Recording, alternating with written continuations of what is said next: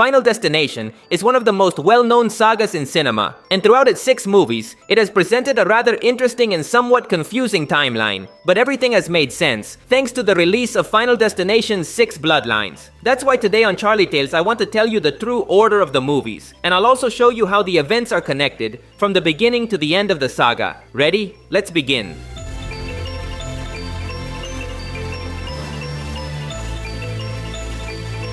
It all begins with the new movie, Final Destination Bloodlines. Part of this film is a prequel that connects everything from the beginning. The story starts in 1968 with Iris, a woman who attends the inauguration of a panoramic restaurant, the Skyview, with her boyfriend. Everything was perfect until she receives a vision. Iris sees a catastrophe. A coin thrown from above sets off a chain reaction explosions, shattered glass, fire, death. Iris manages to save the guests, but by doing so, she ruins Death's plan, and that has consequences. Iris saved hundreds of people, so Death will go after them. But since many had children, Death will hunt all their descendants. This will take decades, and give Iris time to look for some means of salvation. One of the people Iris saved is a boy named William Bloodworth, who will later become a coroner. We'll see throughout the saga. William will become friends with Iris, and together they will investigate Death for years, hoping one day to stop it and save themselves. Chronologically, the story continues in Final Destination 5, which takes place in April of the year 2000. Here we follow a group of employees heading to an office retreat. Everything seems normal, until Sam, our protagonist, has a terrifying vision. The bridge they are crossing is going to collapse. He acts quickly and manages to save his ex and 6 co-workers. The bridge does indeed collapse, and 86 people die. They think they escaped, but no.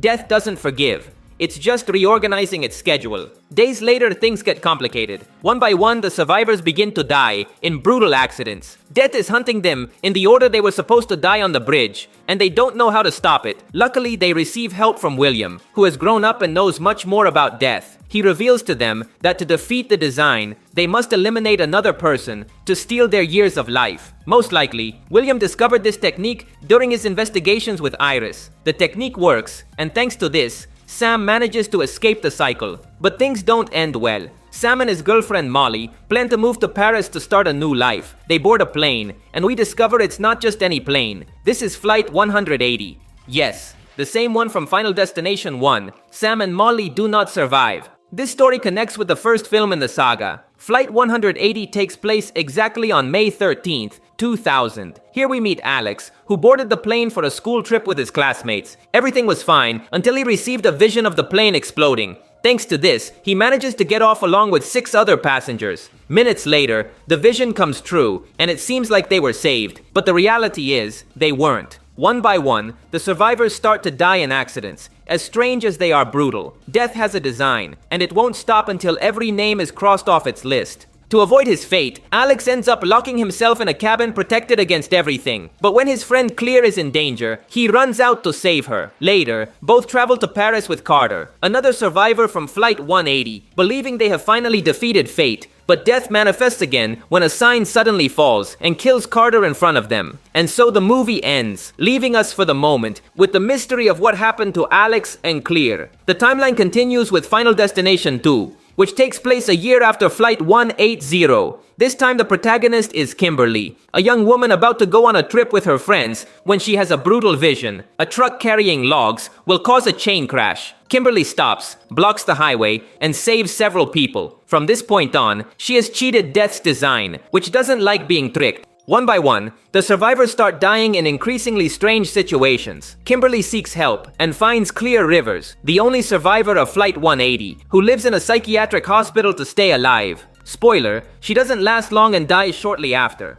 They also reveal that Alex died shortly after the events of the first movie. He died when a brick fell on his head. In the movie, Kimberly receives help from William Bloodworth, who tells her there's a way to break the cycle. Someone must die and be reborn. With this in mind, Kimberly drives her car into a lake and is then resuscitated in a hospital. Miraculously, she comes back to life, and with that, the curse is broken.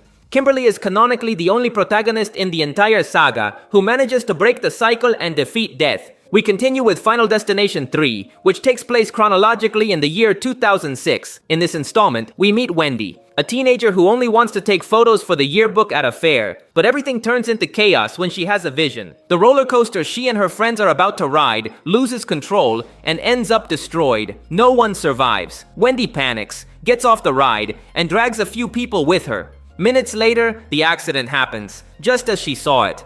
Death doesn't like being deceived, so it comes back, one by one, for the lives it missed. And it doesn't do it subtly. It uses tanning beds, flying nails, gym weights. Each death is a macabre and spectacular trap. Wendy and Kevin, survivors of the ride, try to understand what's happening. They start noticing signs in the photos they took that night. This time, death is leaving clues through the photographs. After much suffering, Wendy believes she has defeated death, but she is wrong. When everything seems over, Wendy has another vision. This time it's in a subway train.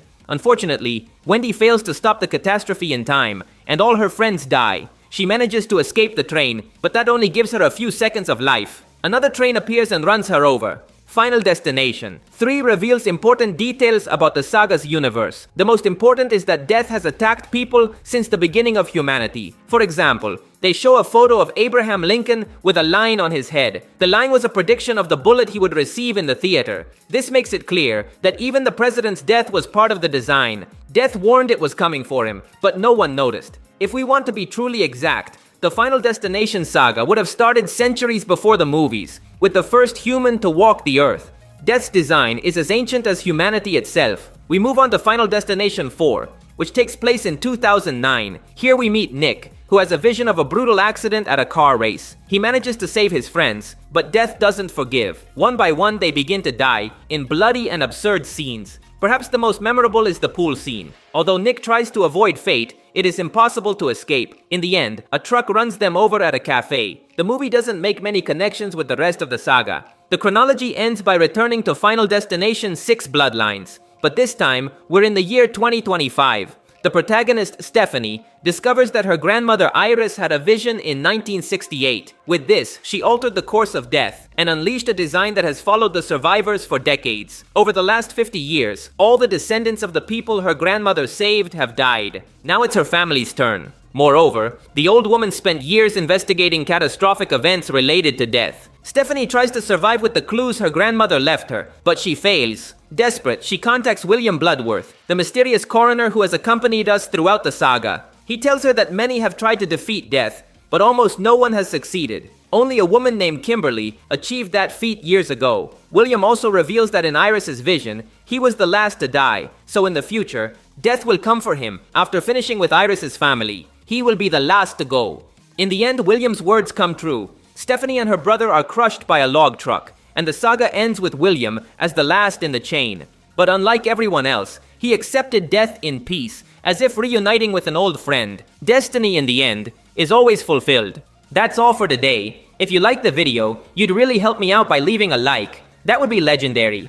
Also, remember to subscribe to see more videos like this. Thanks for listening. My name is Charlie, and I'll see you in the future.